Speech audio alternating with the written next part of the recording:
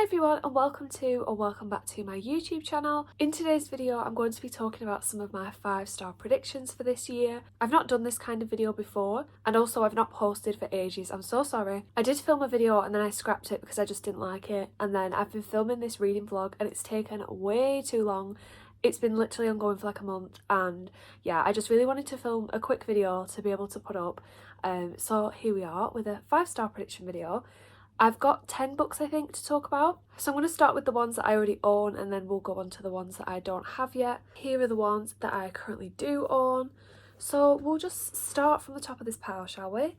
The first one I have here is Open Water by Caleb Azuma Nelson. This book is a romance between two black students in southeast London, and they've both got scholarships to private schools. He's a photographer, she's a dancer, and they basically fall in love, and I think it's just a story about their romance, them trying to find their place in the world, race in London and masculinity, and just a whole range of different things. A lot of the statements from the authors on this book, you know, the ones that like endorse it, describe it as a really touching love story, very heartfelt, unforgettable, and it also says that it's quite similar to Sally Rooney. But I've heard the writing in this is really beautiful. It's a very short book as well, and I think if it can manage to pack in a really lovely romance story with all of those other elements I mentioned, then this will be a really good book. So maybe I'll do a video soon reading some of these 5-star predictions so you can see if they are actually 5 stars. But yeah, I just feel like this one will be a really good one, and also I just love how short it is. I think it's literally like 150 pages. I'm not a massive romance reader. I don't like it when it's overly cringy or like the fun romance type of thing. I like it to be more serious and probably kind of heartbreaking and sad. So hopefully this one will meet all of my expectations. The next one that I have here is Reprieve by James Han Matson. I've seen some very mixed reviews about this because it is kind of marketed as a thriller slash horror, but from what I've heard, it's a much more subtle, eerie kind of horror. It's not so like fast-paced, action-packed, that kind of thing. The Daily Mail, of all people, described it as a literary thriller, and Ruman Alam, who wrote Leave the World Behind, which was one of my favourites, has also endorsed this, saying that it delivers twists and frights and the kind of storytelling that keeps you turning pages. So hopefully it will be as engaging and hooks you in as I want it to be, while still having a lot of commentary and really nice writing and things. So in this book we've got 4 people who team up to compete in a full contact escape room. They have to go through 6 terrifying challenges, collect all the red envelopes and win a huge cash prize, but one of the contestants ends up dead, and yeah, the real horror is unfolding outside of the game in a series of deceits and misunderstanding. So this sounds really fun, and if it can deliver on the thrills but also be like really good writing, then I'm sure I will love this one. And if it's anything like Leave the World Behind or that kind of eerie, you're not really sure what's going on vibe, then I'm sure I will really love this. The next one that I have is a bit of a strange choice, but it's The Poppy War by R.F. Kuang. This is an adult fantasy. It's quite long. I think it's about 500 pages. I wouldn't say I'm a fantasy reader, but I have read more recently. I'm currently reading the Broken Earth trilogy, and I've also read Marlon James's fantasy books, the 2 that are out, and I really like those ones. So let me just remind myself what this book is about. So we've got a character called Rin, and she aces the test to find the most talented students in the Nikara Empire, which means that she gets into the most elite military school. She's a dark-skinned peasant girl from the south, but she possesses a lethal, unearthly power. She explores her gift with a seemingly insane teacher and learns that gods long thought dead are very much alive, and that mastering those powers could mean more than just surviving school. So it seems like we've got that traditional sort of school fantasy dark academia thing going on, but this is also very much about war, obviously from the title. And I've also heard that Rin is a very morally grey character who you love, but she's not all like perfect, and I do quite like that in a book. I have a good feeling about this one, and this is a trilogy, so I'm hoping that this is a 5-star and that I can continue the series. And I think in my head I'm comparing it a little bit to the 5th season, and hopefully it'll be like that and I will absolutely love it.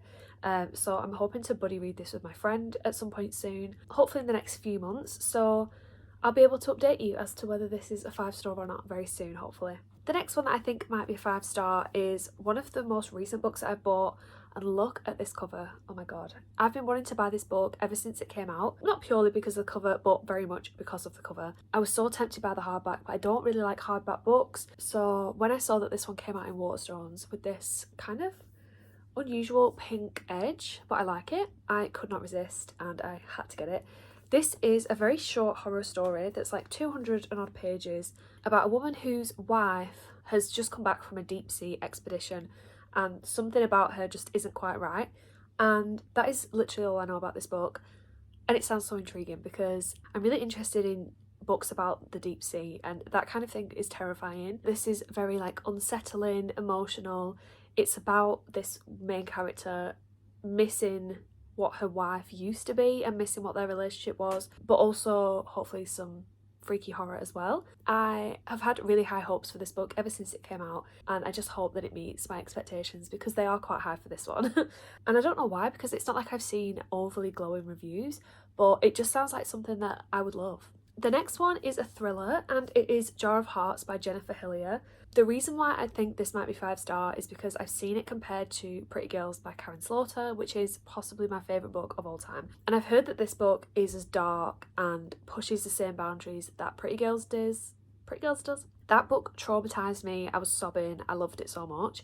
And I'm hoping that this one will be somewhat similar. In this book, we have our main character Gio, whose first love was revealed as a terrifying serial killer 5 years ago. He's now escaped custody and he's on the run, and more bodies have started turning up. The plot summary that I've heard of this book is very different to the back, but I'm not going to share it just in case that is spoilers. I don't know if that's going to be like the initial setup or if that happens a bit later on, I don't know. But yeah, this is meant to be kind of gritty and very fast paced, and I just think I will love it, or I hope I do. And yeah, next time I'm in the mood for a thriller, I think I will pick this one up. And then the last book that I actually own is another one that I picked up recently, I think at the same time as Our Wives Under the Sea. This is Cleopatra and Frankenstein by Coco Mellors. I've seen this everywhere. I heard of this book a few months ago and I had added it to my TBR, and then all of a sudden on my Instagram, on my book account, this is just everywhere. Like every post had this book in it. This is about a marriage between Cleo and Frank. I think he's a bit older than her and they get married really quickly. Yeah, so they rush headlong into a headless... What? They rush headlong into an impulsive marriage. Why did I just say headless? That was very weird. It's set in New York. It just sounds like it'll be very juicy, very drama. I don't know why I feel like this will be 5 stars. I think it's just because it's so hyped. I don't even really know if this is like contemporary fiction, romance. I think it'll probably just be a bit of a mix. And again, I just like the cover, so I'm glad I have this one. And then for the other books that I don't yet own, the first one that I can think of off the top of my head is Daisy Darker by Alice Feeney. I love Alice Feeney. I think all of her books have been like 4.5, 5 stars, and she's just one of my favourite thriller authors at the minute. Daisy Darker is her latest release. I think it came out last year at some point. It's set on Halloween and it starts with a grandma's birthday party, I think, and then the grandma's found dead, and then every hour somebody else is found dead. I think it's a retelling of And Then There Were None by Agatha Christie, but I've heard that the twist in this book is really good. I just like her writing. She's so engaging. Everything's so fast paced. She's really good at writing good atmosphere. Plus, I think that some of them I've gave 4.5 stars that were so close to 5-star, but there was just like something holding me off. So I'm kind of hoping that this one is a 5-star, but they're all really good. So yeah, hopefully this one will be the best one yet. And I don't know if I'm going to read this soon because it is set on Halloween, so I don't know if to save it till like around then. Maybe I'll read it for Gabby's readathon if she does another readathon where she does like Halloween in summer. That could be fun. The next one that I don't own, but I think I'm going to wait till it comes out in paperback, is Tomorrow and Tomorrow and Tomorrow by Gabrielle Zeffin. Again, this is another book that I've seen absolutely everywhere online. However, I'm yet to see it ever in a bookshop. I've not seen it at all. Every time I go in Waterstones or anywhere like that, I look immediately at the hardbacks and it's just never there. Whether it's so popular and it's just sold out, I don't know. But I think I'll wait till the paperback comes out and get it then, because I really do like the cover. So this book is about 2 friends who've known each other for a really long time, and I think they start making games together, and it's a lot about like gaming culture and their friendship and its highs and lows and things. I think I will love this book because I've seen it everywhere. Everyone's been giving it 5 stars. But also I do really like gaming, and I grew up playing games and things, so I used to be glued to my Nintendo DS when I was a kid. So although I don't play like hardcore games, I mainly play a mix of like cozy games or very like story driven games. So some of my favourites were Skyrim, Fallout 4, and I can't remember the name of this game and it's pissing me off.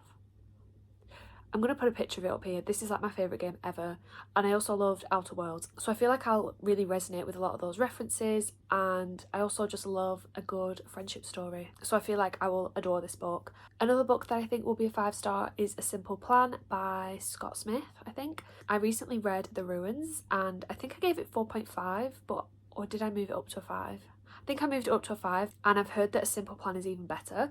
So with this, we're following a group of men who come across some money. I think there's like a plane crash and they find a bag of money, and they decide to just keep it and keep quiet about it and split it between them. And then things just sort of spiral from that, and it becomes very like high stakes, fast paced thriller is what I've heard. So because I love The Ruins so much, and I really like his writing, I think I will love this book, especially with such a simple premise. But I've heard that when you think it can't get any worse, it does, and I just love stuff like that. So I think this one will be another 5 stars. The other one that I thought of was another thriller, which is The Last Housewife by Ashley Winstead. I read In My Dreams I Hold a Knife, and I think I gave it 4.5 stars, but I really loved that book. That was a dark academia mystery thriller, and that was such an amazing book. And then she came out with this one, which is a very dark, disturbing book about sexual violence towards women.